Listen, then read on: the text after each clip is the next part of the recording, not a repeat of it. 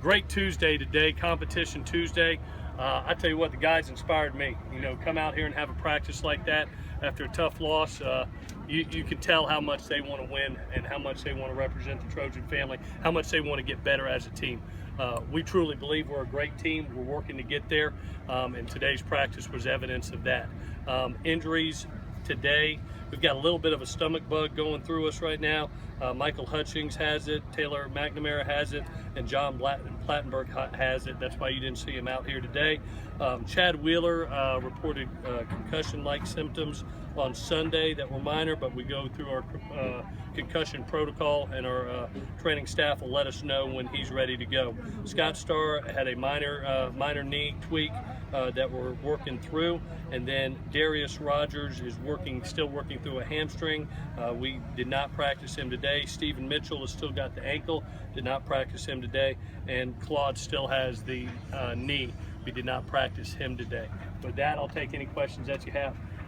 He just seemed a little chippy. Is that something you want to see after a hard game like that? No question, no question. Competition Tuesday. These guys want to compete, and they want to show the world how good they are. You really get worried if you come out there and they're not chippy, and they're not looking. They've got a little madness in them and want to go play. I thought it was one of our better practices of the season, to be honest with you, and something that we need when we play a good Utah team. A couple more injury guys. Trey Madden still in that same state, and also Jalen Green. Yeah, anytime you have an older guy like Trey that's played a lot of ball and then has a knee injury that he's working through, you try to limit him and protect him as much as you can. You go through a physical game like we did. You're going to limit him until he can get back 100%. Jalen Green? Jalen's okay. A little hamstring tightness in the game that we were kind of protective against. We didn't want him to pull it or pop it. Felt good today, so he came out and did some things. We expect him to play in the game. Clay, you talked about your running game. You average 5.0 yards against the carry, but you take Ronald's away, and it's like 3 points. What's happening with the consistency in the run game, do you think? Well, I think one thing, credit Notre Dame for loading the box. Anytime that you load the box like they do, you hope you look up and you have a bunch of yards passing. It reminds you a little bit of the Arizona State game, where you look up and it's a loaded box and you got to win some one-on-one matchups and hopefully have some big plays. And when you look up and you're throwing for over 400 yards and you have 590 yards of total offense on a team that is a pretty darn good defense, was only giving up slightly over 300 yards a game, and you put more points on them than anybody has, obviously you're doing some good things. Do we want consistency in the run game? Yes, we do. Of course we do. But we're also going to take what the defense gives us. To get 2 yards in a cloud of dust when there's a bunch of folks down there is not advantageous for us to put points on the board. At the end of the day, it's our responsibility as a coaching staff to do what's best for our players, to put points on the board and to outscore our opponent. We did not on Saturday. We needed to find a way to get 42, and we've got to find a way. And if that means throw the ball in one-on-one situations, we will. Obviously, you don't want to give the game plan away, but we saw Dory Jackson, wearing the offensive jersey today. What's the situation? Well, the mindset is, you can tell that we were a little bit down on wide receivers right now, and you look up in that game, and we had to pull a couple guys in the game for Notre Dame, Darius Rogers and Jalen, get hamstring tightness, and we just want to make sure that Adoree is totally prepared that if and when he has to go in, he can help us. Obviously, he'll still help us on defense, but he can play a major role for us. Obviously, you can tell when he touches the ball, everybody holds their breath, and he gives us a great advantage on offense to be able to score. Has there been anything surprising about this job that you've been moved to a bigger office? No, it really hasn't. The expectations. I've been here 6 years. You know Los Angeles. USC, the Trojan family. The expectations are to win, and that's what we're going to do. We look forward to having a great second half of the season. I know exactly what the job entails and what it demands. I'm excited every day I wake up to have a chance to coach these guys.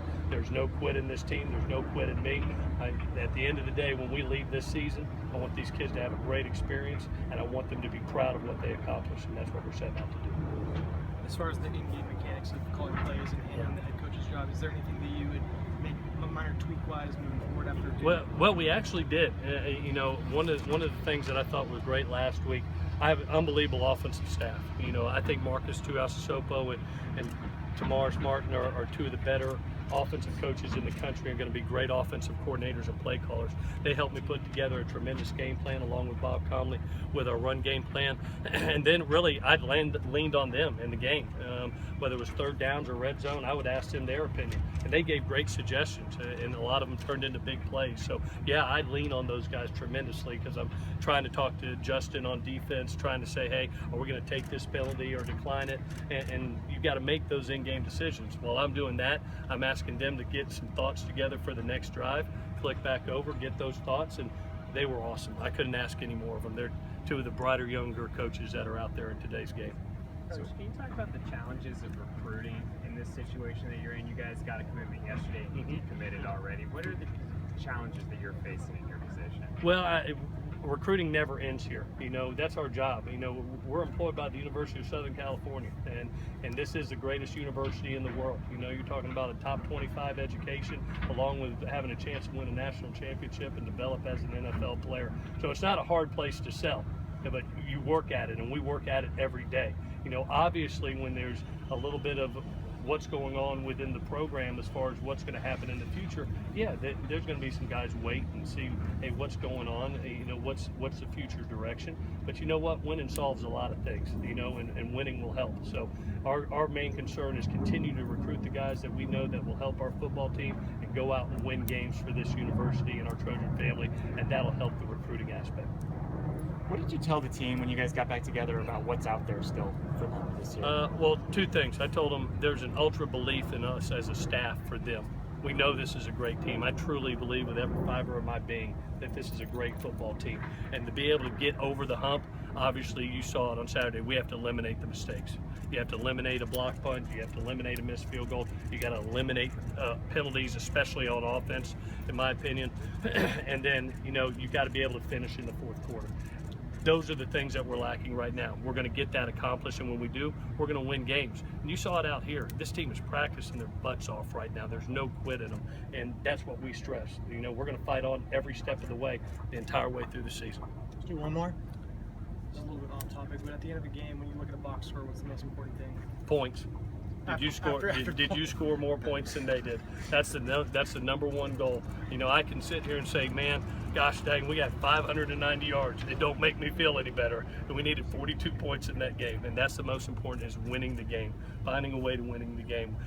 I don't care if it's 17-13 and we win, or it's 42-41. At the end of the day, it's about winning the game. Okay, what about number two? What helps contribute to the points the most? I think the overall team effort, 3 phases of ball. You know, consistent offense, consistent defense, consistent special teams, eliminating the mistakes. When you have all 3 phases and you usually win 2 out of the 3, you're going to win the game. That's usually what happens.